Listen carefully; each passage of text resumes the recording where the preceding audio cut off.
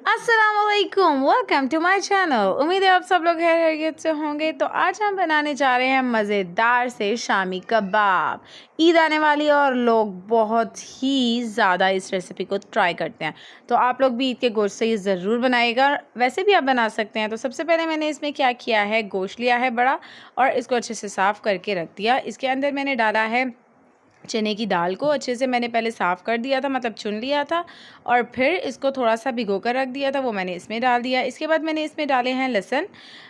लहसुन के मैंने मतलब लहसुन पूरा एक डाल दिया था, और फिर इसमें मैंने कुछ प्याज डाले हैं, यानी कि मैंने इसमें ऐड किए थे 2 से 3 अदद प्याज, एक पूरा लहसुन। उसके बाद मैंने इसमें 1 पाव दाल ऐड की है, और जो गोश्त है वो मेरा तकरीबन आधा किलो से 3 पाव के करीब है। ठीक है, ये सब चीज़ें डालने के बाद इसको मैंने इसमें ऐड करना है पानी, अच्छा, ताकि ये अच्छे से पक जाए, क्योंकि हम कुकर में डाल रहे हैं, ताकि ये सारी चीज़ें इकट्ठे से गल जाएं। और फिर इसके बाद हमने थोड़े से स्पाइसेस इसमें ऐड कर देने हैं। स्पाइसेस में सबसे पहले इसमें डलेगा कुछ नमक। सबसे पहले मैंने इसमें नमक ऐड किया है थोड़ा सा, मतलब आप इसमें हस्बे ज़ायका हस्बे ज़रूरत ऐड कर सकते हैं। और फिर इसके बाद में भी मैंने ऐड किया था जब ये सारा बन जाएगा ड्राई मिक्सचर के अंदर। अच्छा, अब इसमें मैंने ऐड किया है 1 चम्मच कश्मीरी लाल मिर्च पाउडर को, और इसके बाद मैंने इसमें ऐड किया है मिक्स मसाला।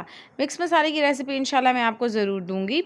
इसको हम शामी कबाब मसाला भी कह सकते हैं। और इसके बाद मैंने इसमें ऐड किया है हल्दी को, और फिर इसको हमने कुकर बंद कर देना, यानी कि कुकर को कवर कर देना, कुकर लगा देना 20 से 25 मिनट तक।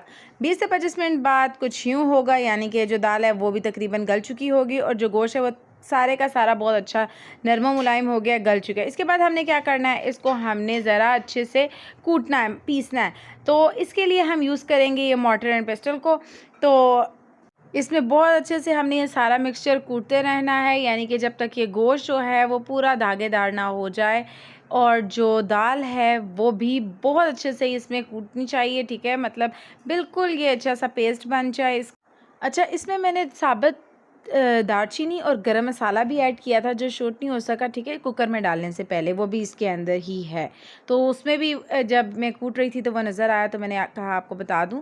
तो उसको भी अच्छे से हमने बारीक कर देना है। तो ये सब कूटने के बाद ये जो हमारे पास मिक्सचर है बिल्कुल इस तरीके से आ जाएगा, मतलब ये सारा मिक्सचर हमारे पास आ चुका है, बिल्कुल ही अब ये ग्राइंड हो चुका है, यानी कि बिल्कुल मुलायम स्मूथ सा हो चुका है, कोई दाल का इसमें दाना नहीं है। ठीक है, इसके बाद अब इसमें हमने क्या करना है, फर्दर इंग्रेडिएंट्स डालने हैं। मैंने इसमें डाला 1 चम्मच सब्ज़ मिर्चों का पेस्ट। ठीक है, उसको मैंने सब्ज़ मिर्चें ली, उसको अच्छे से धोने के बाद मैंने कूटा और फिर इसमें डाल दिया। इसके बाद मैंने इसमें डाला है ये भुना हुआ गरम मसाला पाउडर, और इसके बाद मैंने इसमें ऐड किया है गंदम का आटा, आधे कप के करीब, यानी कि 3 से 4 चम्मच के करीब मैंने इसमें ऐड कर दिया है गंदम का आटा। और उसको फिर हाथों की मदद से बहुत अच्छे से सारे मिक्सचर को मिक्स कर लेना है। बहुत हाथों की मदद से बहुत आराम से ये सारा मिक्सचर मिक्स हो जाएगा, और बहुत ही स्मूथली एंड प्रोडक्ट ऑब्टेन होगा।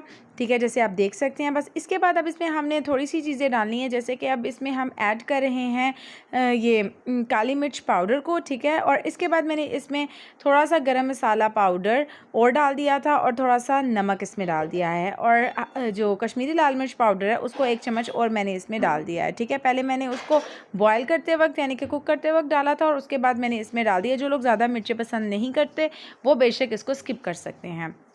अच्छा, इसके बाद मैंने क्या करना है, इस सारे मिक्सचर को बहुत अच्छे से मिक्स कर देना है, और इसकी शेप आप अपनी डिज़ायर के अकॉर्डिंग बना सकते हैं। ठीक है, मैंने एक ढक्कन लिया था, ढक्कन में ये शॉपिंग बैग सा ले लिया था, उसको रखा था प्लास्टिक कवर को, और उसके ऊपर मैंने ये जो सारा मिक्सचर था वो डाला था। बहुत ईजीली मुझे ये शेप सर्कुलर में, ये राउंड में मिल रही थी, तो फिर इससे बहुत जल्दी हो रहा था, और इस चीज़ की मदद से मैंने काफ़ी ढेर सारे बना दिए थे थोड़े सी टाइम में। ठीक है, अब ये हमारा जो जितना भी शामी कबाब है वो तैयार हो चुके हैं, और फिर इसको मैंने पाइल अप कर लिया था। अगर आप चाहें तो इस तरह भी रख सकते हैं फ्रीज़र में, और अगर आपके पास जगह कम है तो आप ऐसा कीजिए, एक लेयर लगाइए, उसके बाद ऊपर प्लास्टिक बैग रखिए और फिर उसके बाद सेकंड लेयर जो है कबाब्स की वो लगाइए, तो इसकी वजह से हम आराम से निकाल सकते हैं।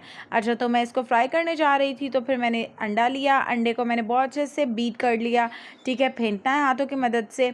और फिर ये सारे जो शामी कबाब हैं उनको मैंने अंडे में डिप करके रख दिया था। मैं वैसे तो खाने के लिए बना रही थी, तो इसके साथ मैंने जो बाकी बचे हुए थे उन सबको भी अंडे का मिक्सचर लगा कर रख दिया था, क्योंकि अंडा वेस्ट ना हो जाए, इसलिए मैंने सबको पहले से ही लगा दिया था। और वैसे ही जब आप यूज़ करते हैं तो आप उसको अंडे में ही फ्राई करते हैं।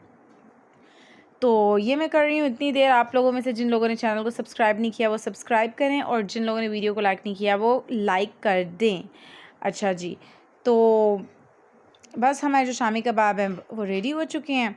आप लोग भी इसको तैयार कीजिए ऐसे ही और बनाकर खाइए। इसको आप इमली की चटनी के साथ खा सकते हैं, इसको आप केचप के साथ खा सकते हैं, आप इसको डिफरेंट सॉसेस के साथ खा सकते हैं, और आप इसको सैंडविचेस में ज़रूर ट्राई कीजिएगा, क्योंकि उसका टेस्ट बहुत ज़्यादा अच्छा होता है।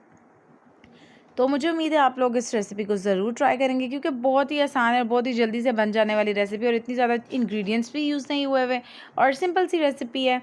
तो इसी तरह आप रेसिपी बनाते रहिए, मतलब डिफरेंट डिशेस को ट्राई करते रहिए, और मुझे दुआ में याद रखिएगा। तब तक के लिए अल्लाह हाफिज़। And don't forget to like, share and subscribe. Bye bye.